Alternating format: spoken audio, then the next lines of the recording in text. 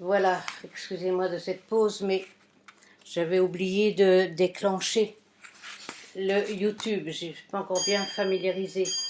Donc je disais que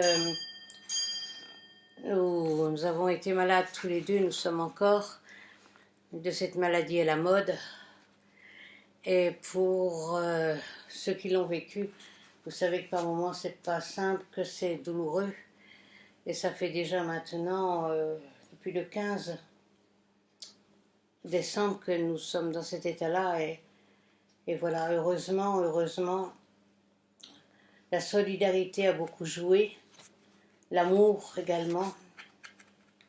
Nous sommes très bien soignés.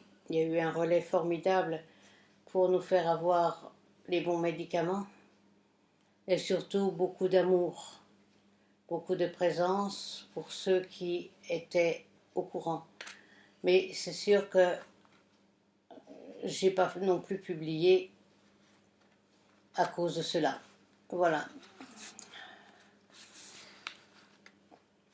Donc, je n'avais pas prévu d'intervenir, mais comme je le disais, je ne me voyais pas passer ce cap de cette nouvelle année sans intervenir. Et je voulais intervenir dès le départ. J'avais choisi que je vous parlerais cette année de cette fête de Noël, en la reliant bien sûr dans les très grandes traditions. Voilà. Et à l'aube où demain nous allons pousser la porte ensemble cette nuit à minuit vers 2022, eh bien je me suis dit que de faire le petit rappel de ces points d'énergie pouvait encore être bien. Voilà. Donc, pour parler de Noël, on ne peut pas parler de Noël sans parler des 4 fêtes cardinales, bien sûr. Alors, je vois que vous avez commencé à venir, donc bonjour Francine, bonjour Nicole, bonjour Annick, bonjour Katia. Heureuse, c'est sûr, de vous retrouver tous. Voilà. Donc, parler de Noël, c'est parler des 4 fêtes cardinales. Et suivant le grand enseignement théosophique et également celui de la grande fraternité blanche du maître Ivanov, eh bien, il y a donc les 4 fêtes cardinales, Noël, Pâques, la fête de Saint-Jean et celle de Saint-Michel. Alors bien sûr, ce n'est pas par hasard, ou parce qu'il a plu à quelques personnes religieux de les instituer, non. Mais tout simplement parce qu'elles correspondent chacune à un moment particulier, très significatif dans le cycle de l'année. Bonjour Cathy, bonjour Daniel. Au cours de l'année, d'une année, donc le soleil passe par 4 points cardinaux, ça vous le savez. Le 21 mars, l'équinoxe de printemps, le 21 juin, le solstice d'été. Le 21 septembre, l'équinoxe d'automne et le 21 décembre, le solstice d'hiver. Ça, vous le savez tous. Alors, durant ces 4 périodes, il se produit dans la nature un grand afflux et circulation d'énergie qui influence la Terre, ainsi que tous les êtres qui la peuplent, les plantes, les animaux et les humains. Alors, le passage d'une saison à l'autre se fait par ces 4 points cardinaux, qui sont comme des nœuds de force extraordinaires, déterminés pour chaque saison, voyez-vous. Le déclenchement des forces qui est organisé est réglé par des grands esprits qui ont sous leurs ordres beaucoup d'autres esprits. Excusez-moi, mais il y a Choupi là qui vient un petit peu faire le bazar dans mes notes. Alors voilà, elle va rester tranquille, notre Choupi. Voilà. Et donc je vous disais, et c'est organisé et réglé par des grands esprits, bien sûr, qui ont sous leurs ordres beaucoup d'autres esprits de moindre grandeur, chargé de la répartition des énergies à la surface de la planète, voyez-vous? Car une multitude d'esprits sont attelés à ces travaux. Il ne faut pas penser que tout se produit mécaniquement dans la nature. Non, non, non. Tous les changements sont produits par le travail des entités qui ont la charge de s'occuper des pierres, des plantes, des animaux, des hommes. Comme je le dis souvent, quand nous nous adressons à l'univers, finalement, nous nous adressons à une multitude d'énergies. Eh bien, qu'est-ce que font ces énergies? Ben voilà déjà un petit éventail. Donc c'est donc par ces 4 points, solstice et équinoxe, que sont attachées les 4 grandes fêtes cardinales. Noël, Pâques, la Saint-Jean et la Saint-Michel. Et au solstice d'hiver préside l'ange Gabriel. J'aime beaucoup expliquer cela. Bonjour Cathy, bonjour Nathalie, bonjour Martine. Donc le solstice d'hiver préside l'archange Gabriel. À l'équinoxe de printemps, c'est l'archange Raphaël. Au solstice d'été, c'est l'archange Uriel. Et à l'équinoxe d'automne, l'archange Michael. Ces 4 fêtes cardinales ont été instaurées par les initiés afin de rappeler aux humains qu'à ces dates-là, le soleil déclenche dans l'univers des forces particulièrement puissantes qu'ils ont la possibilité de puiser et d'utiliser pour leur évolution. S'ils sont conscients et attentifs, les humains, s'ils se préparent et mettent en harmonie avec le cosmos pour recevoir les effluves, de grandes transformations peuvent se produire en eux. Donc, le 21 décembre a lieu le solstice d'hiver, auquel préside l'archange Gabriel. Quelques jours plus tard, le 25 décembre, c'est la fête de Noël qui célèbre la naissance de Jésus. Et une naissance n'est rien d'autre qu'une descente dans la matière. C'est une fréquence qui descend dans la matière, une condensation d'énergie, une cristallisation. Voyez-vous, à l'image où l'hiver, tout s'immobilise et tout se fige.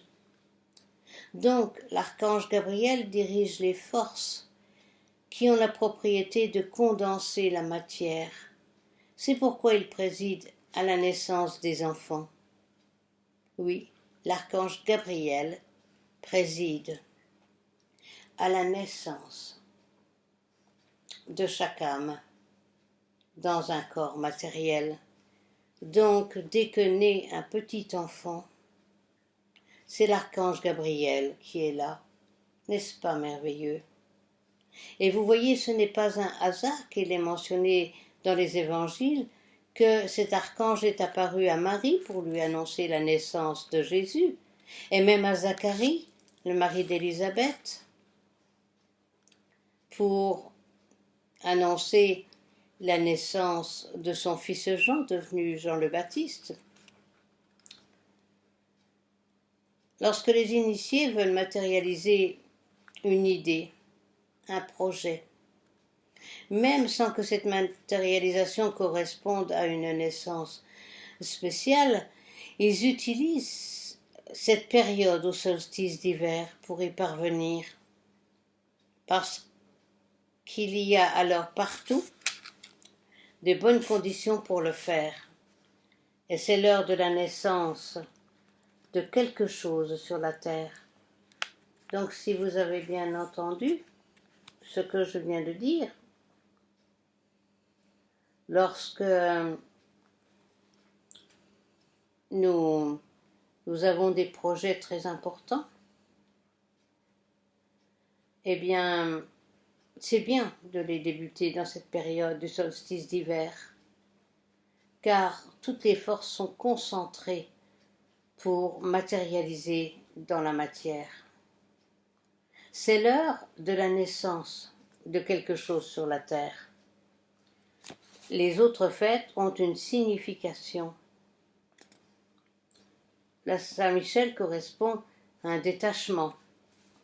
Pâques correspond plus à une résurrection.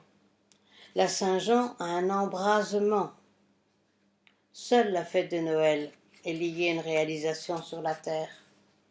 Donc voyez-vous, on peut commencer déjà à se servir de ces points importants. Alors d'après la tradition chrétienne, Jésus serait né le 25 décembre à minuit. Le 25 décembre, le soleil vient d'entrer dans la constellation du Capricorne, nous dit-on. Eh bien, symboliquement, le Capricorne est lié aux montagnes, aux grottes, et c'est justement dans l'obscurité d'une grotte que l'enfant Jésus peut naître. Pendant le reste de l'année, la nature et tous les êtres qui la peuplent ont une grande activité. Mais à l'approche de l'hiver, beaucoup de travaux s'arrêtent.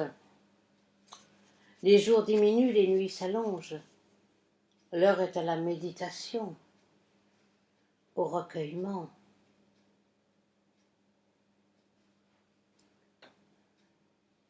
C'est ce qui permet à l'homme de pénétrer dans les profondeurs de son être et de trouver des conditions pour la naissance de l'enfant. Quand il sort de la constellation du Capricorne, le soleil entre dans celle du Verseau. Et le Verseau, c'est l'eau, c'est le baptême, c'est la vie jaillissante qui crée sans cesse de nouveaux courants. Au sortir du Verseau, le soleil entre dans les poissons, et c'est là qu'a lieu cette pêche dont parlait Jésus quand il disait à ses disciples qu'ils seraient des pêcheurs d'hommes. Si vous écoutez bien ce que je suis en train de vous dire, il y a des clés importantes là, pour tous les moments que nous vivons. Bon, mais revenons à la naissance de Jésus. Chaque année, le 25 décembre, à minuit, la constellation de la Vierge monte à l'horizon. C'est pourquoi il est dit que Jésus est né de la Vierge.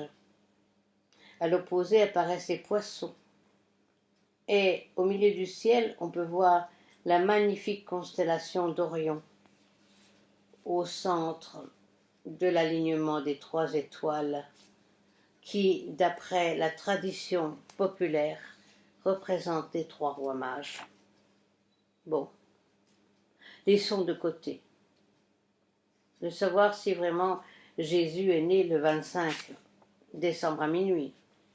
Ce qui nous intéresse, c'est qu'à cette date a lieu dans la nature la naissance du principe christique, de cette lumière, de cette chaleur qui vont tout transformer. À ce moment-là, dans le ciel aussi, on célèbre la fête. Les anges chantent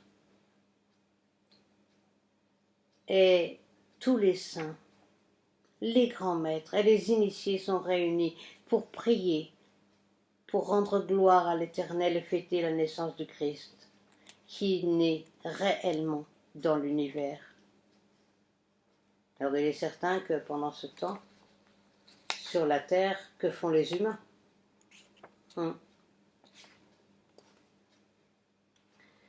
Beaucoup sont dans les cabarets, les dancings, les boîtes de nuit, où ils mangent, boivent, font toutes sortes de folies pour fêter la naissance de Jésus. Quelle mentalité! Je dirais même quel incroyable décalage! Et ce qui est le plus extraordinaire, c'est que même les gens les plus intelligents trouvent normal de fêter Noël de cette façon. Partout, le Père Noël a remplacé la crèche. Alors le Père Noël, j'y reviendrai parce que c'est une fabuleuse histoire. Mais en même temps, quand Au pied du sapin, nous mettons une crèche. Nous sommes complets dans l'univers. Mais si nous n'en mettons pas, il nous manque une dimension. Alors les humains, c'est sûr, ont leur façon de fêter Noël, et au lieu d'être conscients de l'importance d'un événement qui ne se produit qu'une fois par an, quand toute la nature est attentive à préparer la nouvelle vie, l'homme a la tête ailleurs. C'est pourquoi il ne reçoit rien. Aucun bienfait. Au contraire même, il perd la grâce et l'amour du ciel. Car que voulez-vous que le ciel puisse donner à un être qui reste insensible à ses courants divins? Le disciple, lui, se prépare.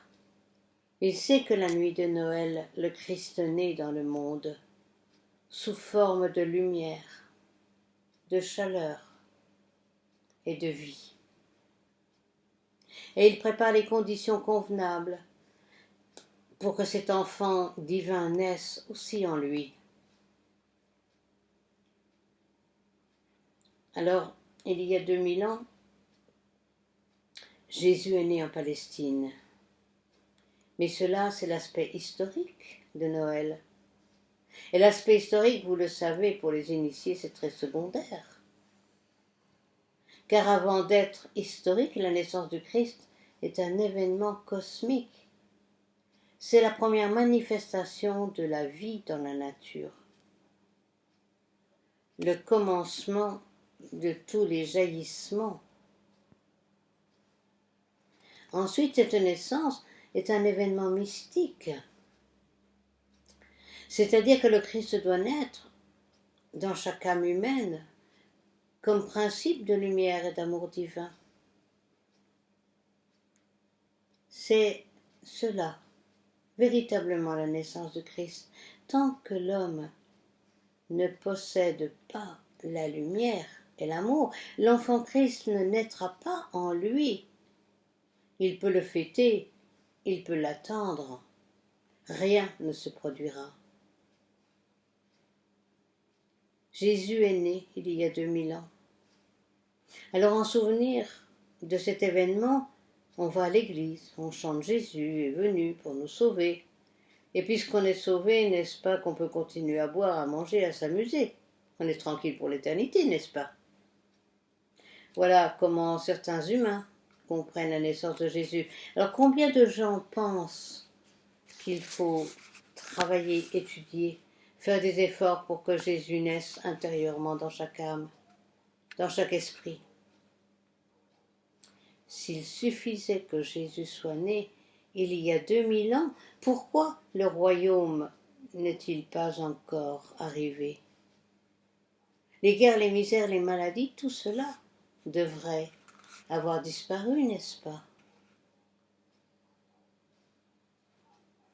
Je ne nie pas que la naissance de Jésus ait été un événement historique d'une importance capitale, bien sûr, et je le répète, cet aspect historique n'est pas l'essentiel.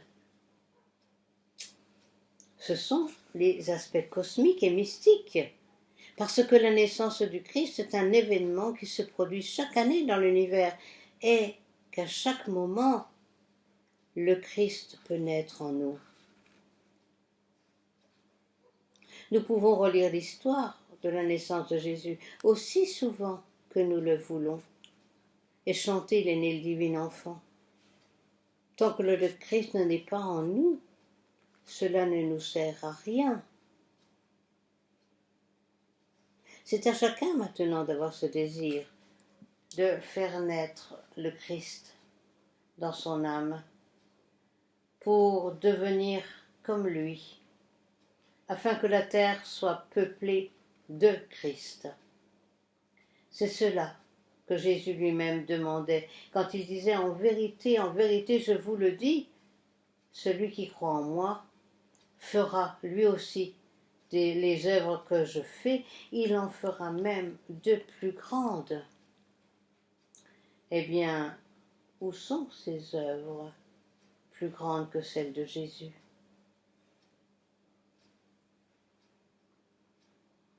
Pour quelques-uns, le Christ est déjà né. Pour certains, il naîtra bientôt. Et pour d'autres, malheureusement, il ne naîtra que dans quelques siècles. Tout est dans la préparation des conditions. Voilà pourquoi il est important de se préparer longtemps à l'avance pour cette fête de Noël, afin d'en comprendre toute la signification. Vous savez, je vous avais parlé la dernière fois sur l'Avent. C'est ce temps où l'on prépare l'avènement. C'est certain qu'il faut se préparer. Alors que signifie par exemple la naissance de Jésus dans une crèche entre un âne et un bœuf, et les bergers, et les rois mages? Vous direz, mais cela tout le monde le sait. On verra si on le sait ou non. Et comment on le sait? De tous les évangélistes, c'est saint Luc qui donnera le plus de détails sur cet événement.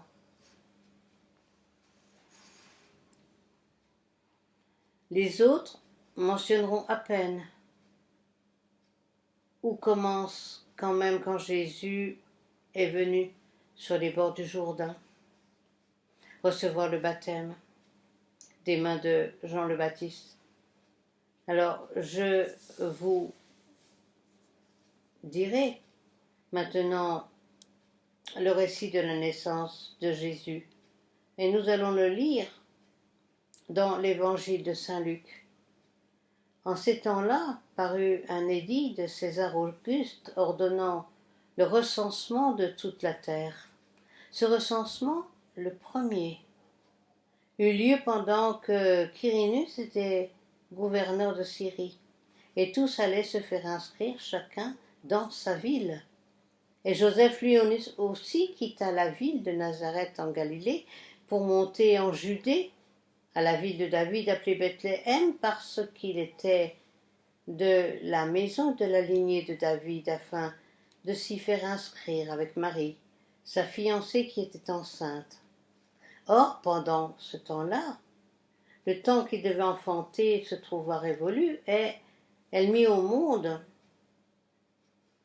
son premier fils, l'enveloppa dans de linge et le coucha dans une crèche, parce qu'il n'y avait pas de place pour eux.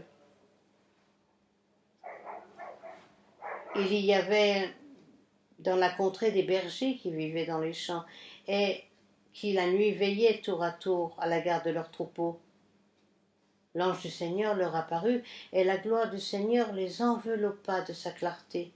Et ils furent saisis d'une grande frayeur, mais l'ange leur dit : « Rassurez-vous, voici que je vous annonce une grande joie qui sera celle de tout le peuple. Aujourd'hui, dans la cité de David, un sauveur vous est né, qui est le Christ Seigneur. Et ceci vous servira de signe. Vous trouverez le nouveau-né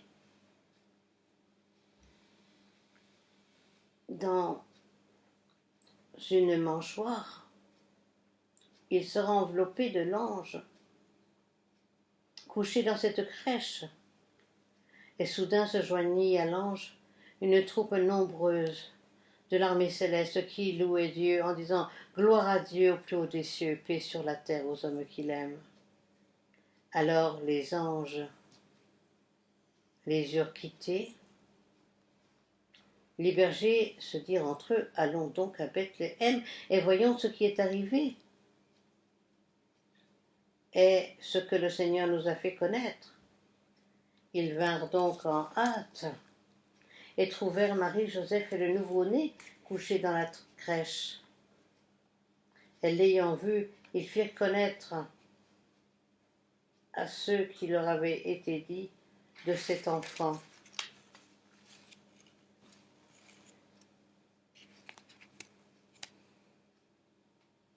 Quant à Marie,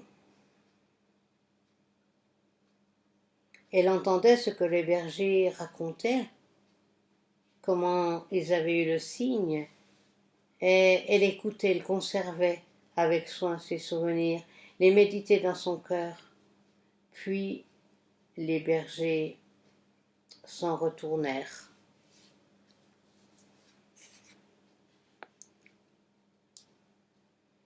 Ils avaient vu Dieu,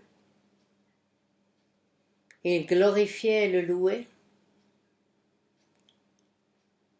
Quand vient le 8e jour, on devait circonscrire l'enfant, et on lui donnait le nom de Jésus, nom qui avait été indiqué par l'ange avant sa conception.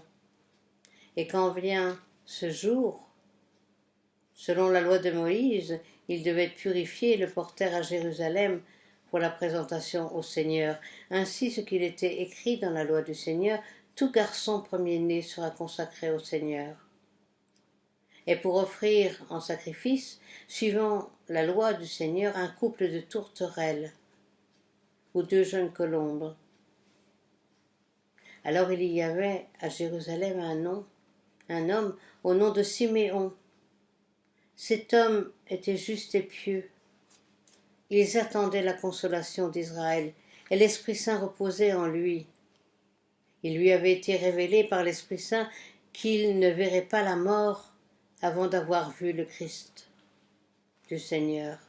Il vint donc au temple, poussé par l'Esprit, pendant que les parents apportèrent le petit enfant pour accomplir à son égard les prescriptions de la loi. Il le reçut dans ses bras. Il bénit Dieu et dit: « Maintenant, ô Maître,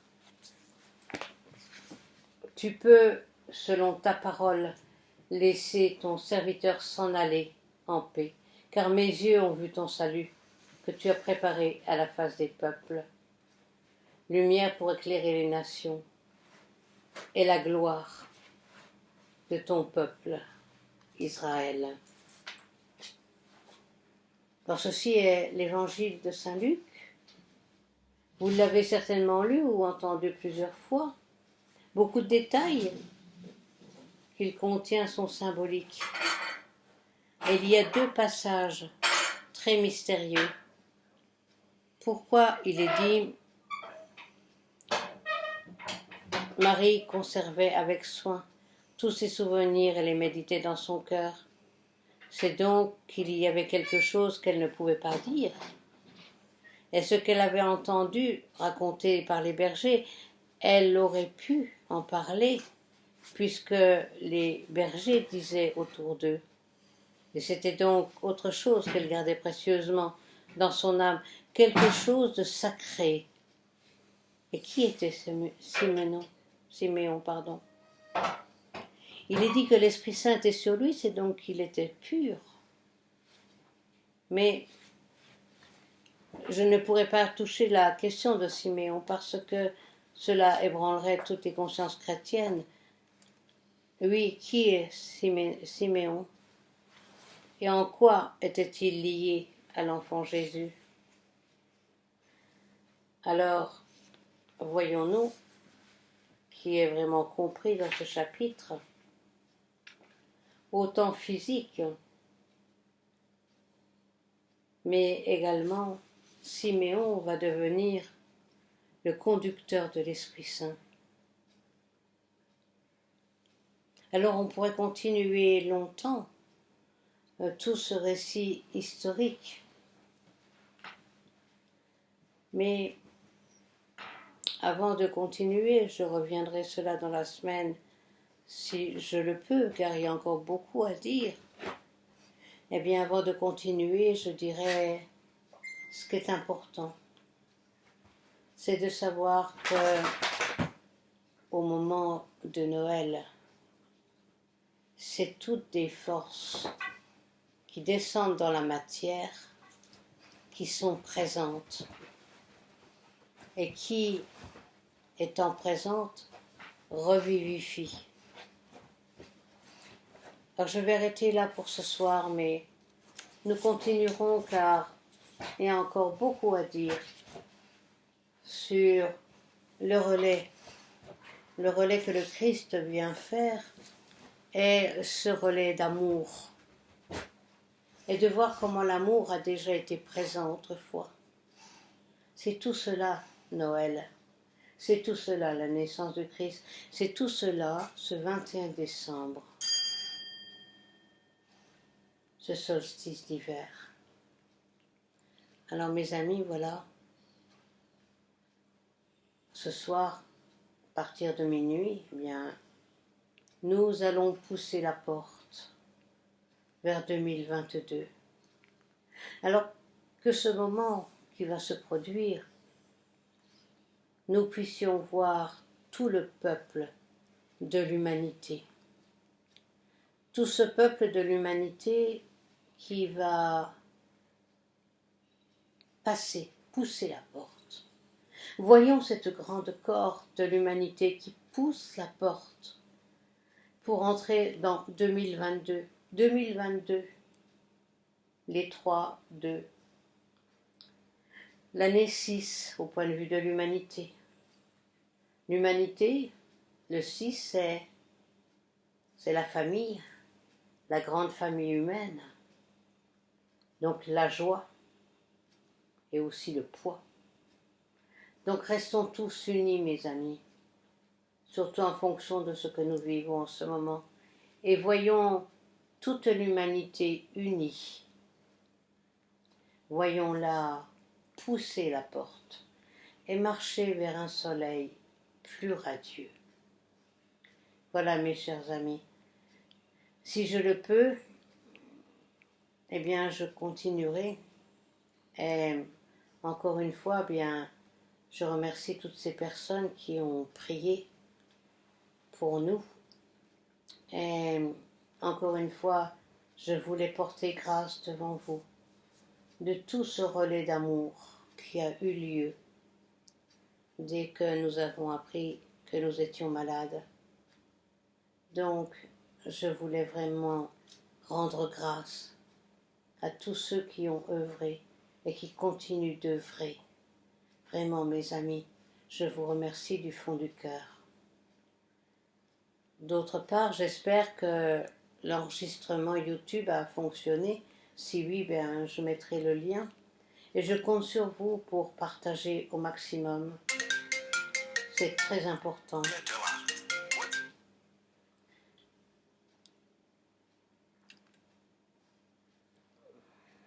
C'est très important de pouvoir partager. C'est très important que d'autres personnes puissent entendre ce moment important qui est là en ce moment. De comprendre toutes ces forces qui descendent sur la terre. Voilà, mes très chers amis, je vous invite à dire la grande invocation. Du point de lumière dans la pensée de Dieu, que la lumière afflue dans la pensée des hommes, que la lumière descende sur la terre. Du point d'amour dans le cœur de Dieu, que l'amour afflue dans le cœur des hommes, puisse le Christ revenir sur terre, du centre où la volonté de Dieu est connue, que le dessein guide le faible vouloir des hommes, le dessein que les maîtres connaissent et servent. Du centre, que nous appelons la race des hommes, que le plan d'amour et de lumière s'épanouisse, et puisse-t-il sceller la porte de la demeure du mal. Que lumière, amour et puissance restaurent le plan sur la terre.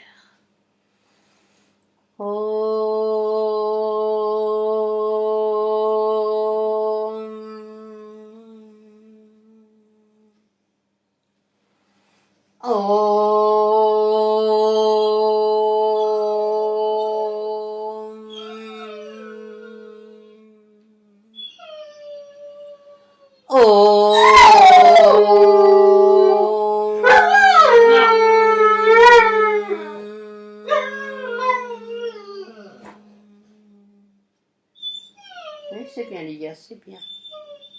Voilà, mes très chers amis. Je ne sais pas quand est-ce que je pourrai reprendre, mais Je le souhaite très vite. Voilà, passez bien la porte.